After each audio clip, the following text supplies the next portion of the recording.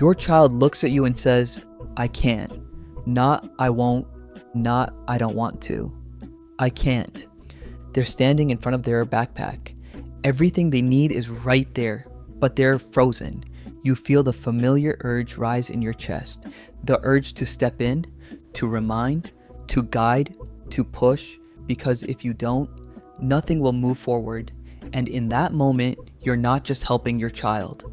You're teaching them something about independence, not intentionally, not consciously, but neurologically. Most parents want independent kids who can think for themselves, handle challenges, stand on their own, but many parenting strategies accidentally teach the opposite, not because parents are too strict, but because they were trying too hard.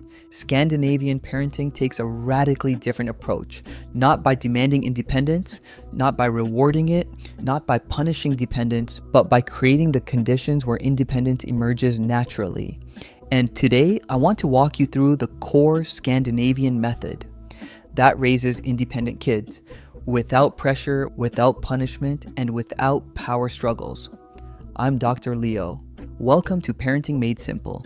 If this video helps you, please like, subscribe, and share it. It helps this channel continue bringing calm, science-based guidance to parents everywhere. Now, let's begin.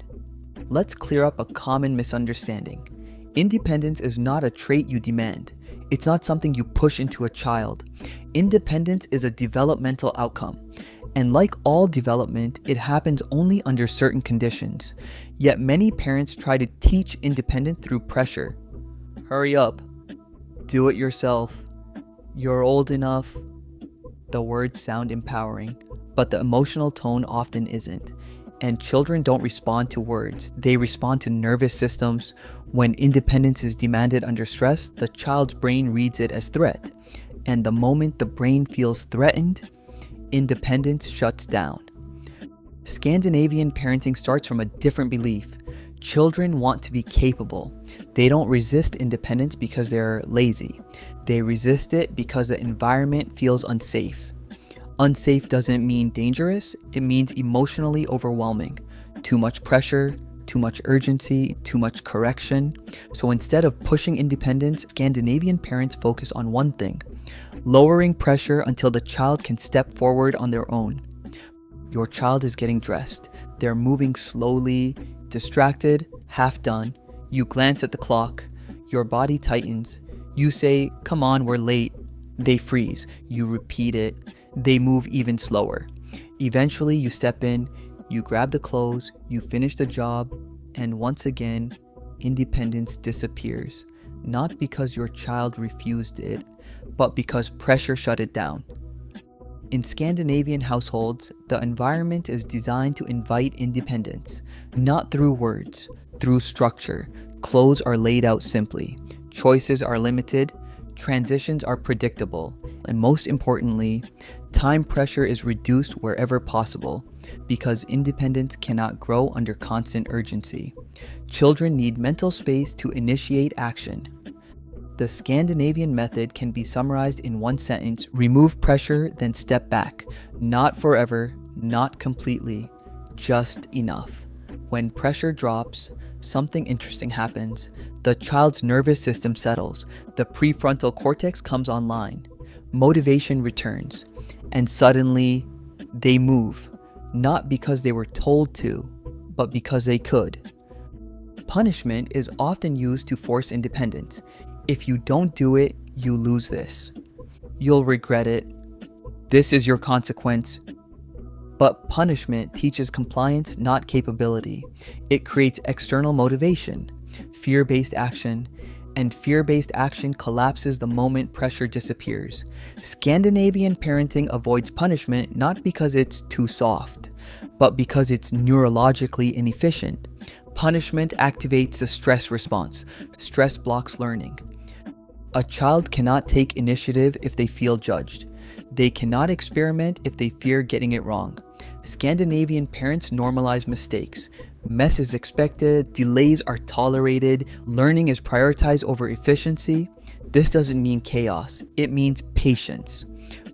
I once worked with a family who had moved from Denmark. The mother described how her daughter struggled in a more rigid school system.